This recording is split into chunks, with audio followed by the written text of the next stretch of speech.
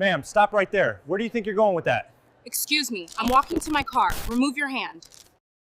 I saw you walk out of Lumina. You didn't hit the register. Receipt, now. I didn't shop at Lumina. This bag is mine. I've owned it for 3 years. Don't give me that fairy tale. That bag costs more than you make in 5 years.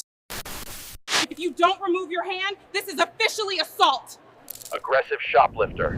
This radio call went out on a Tuesday at 11:15 a.m. inside the Pinnacle, an ultra-luxury shopping center in Atlanta. The security guard was certain he had caught another thief infiltrating a world where she didn't belong. He didn't know that the woman he just grabbed wasn't just able to afford that bag. 3 minutes later, he would find out she could afford to buy the entire building. And ironically, she already had. Gregory Miller had worked for Secure Shield, the private firm patrolling the mall, for 6 years. And those 6 years told a story his supervisors chose to ignore to, quote, Greg had 14 official complaints in his file. 12 of them involved racial profiling. In 2018, he ejected 2 black teenagers for, quote, 1. They were waiting for their mother. In 2020, he stalked a Latino family through the food court for 40 minutes until they left in discomfort. In 2022, he physically detained a black pediatrician, accusing him of stealing sunglasses that were actually purchased at a different store. Every single complaint ended the same way. A quote 2 and a mandatory ethics training that Greg attended but never applied. To the system, Greg was in quote 3 who kept the area safe. To Greg, every black person in expensive clothing was a suspect by default. In his worldview, a black woman walking casually with a $45,000 bag was a physical impossibility. It broke the quote 4 of his prejudice. Comment below. Do you think a security license should be automatically revoked after 3 confirmed racial profiling complaints? Or do employers have the right to give endless quote 5? Let me know your thoughts. On the other side of this conflict was Dr. Elena Vance. At 42 years old, she was the embodiment of the success Greg feared and hated. Elena grew up in Southside Chicago, but her intellect and steel will paved a path to the top. She graduated from Harvard Law with honors. She spent 10 years in corporate law, specializing in high-stakes mergers and acquisitions. Then, she pivoted to real estate development. Today, her holding company, Vance Capital, managed assets exceeding $400 million. Elena was known for her meticulous nature. Colleagues called her, quote, 6 for her ability to dissect contracts. 3 weeks ago, her company closed a deal to acquire the Pinnacle Mall. The deal was done through a shell company, so the ground staff didn't know the new owner's name yet. Elena was there that Tuesday incognito. She wanted to personally inspect the marble floors, check the HVAC efficiency, and ironically, evaluate the security team she had heard complaints about. She was wearing a Balmain blazer, jeans, and carrying that vintage Birkin bag, a gift to herself after winning her first $1 million settlement. The atmosphere in the mall was sleepy and cool. The air smelled of expensive ventilation perfume and fresh espresso. The only sounds were the hum of escalators and the click of heels on polished granite. Elena had just left the Lumina boutique, where she chatted with the manager about lease renewal without revealing her identity. She headed for the exit, mentally calculating annual revenue reports. That was the moment Greg Miller blocked her path. Security footage showed him popping out from behind a pillar like a predator lying in wait. Quote 7. His tone was deliberately condescending. To quote 8.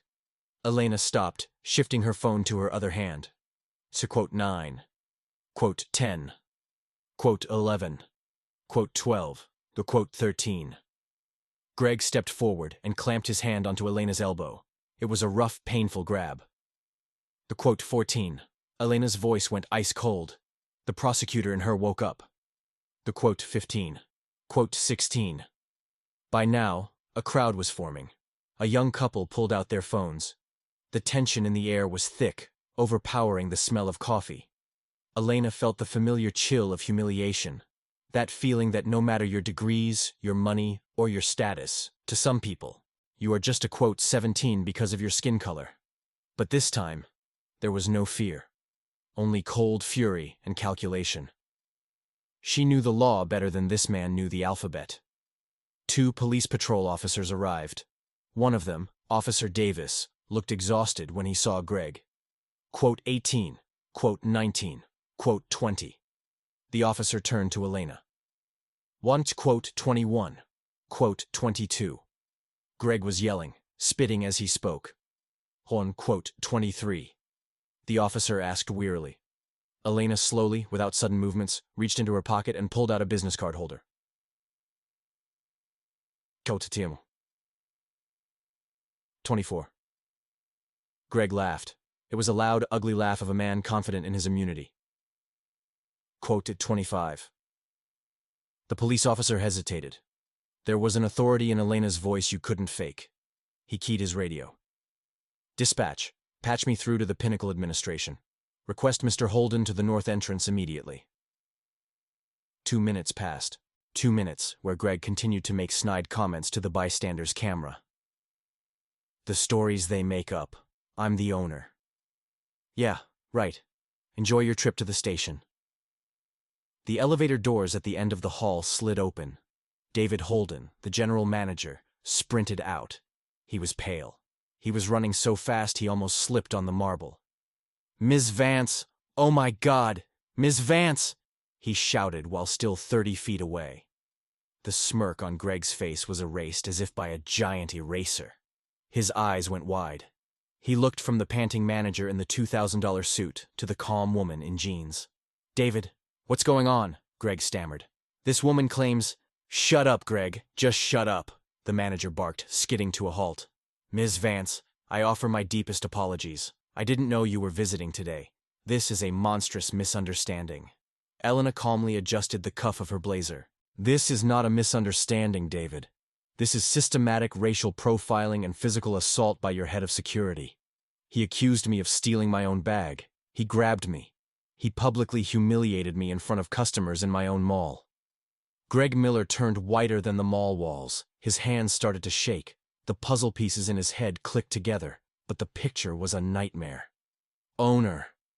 The person who pays the multi-million-dollar security contract.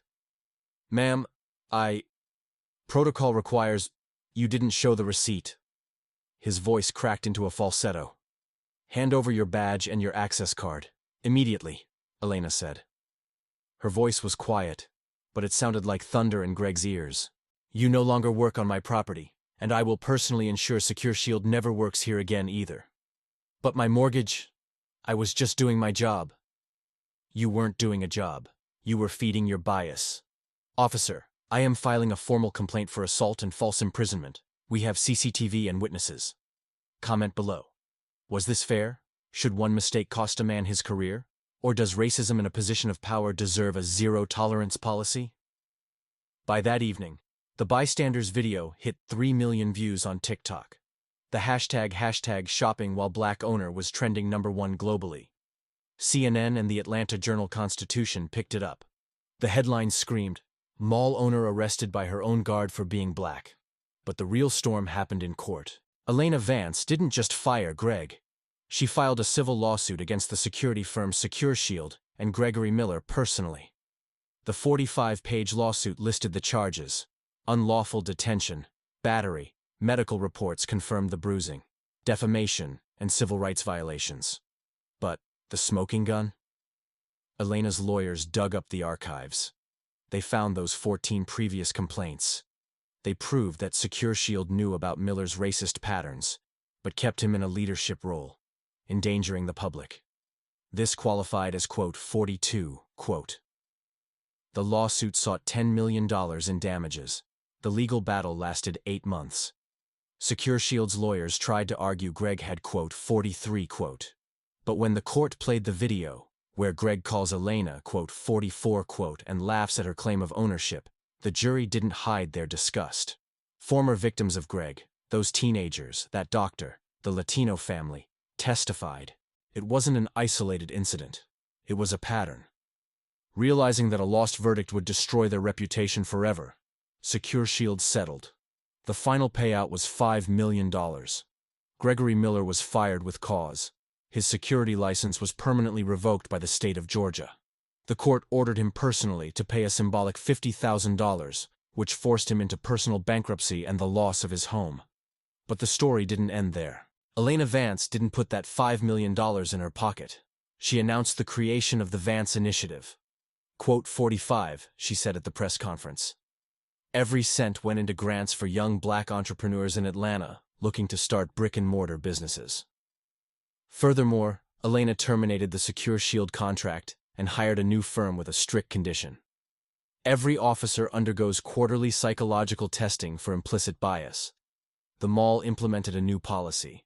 Security is forbidden from demanding receipts without irrefutable video evidence of theft.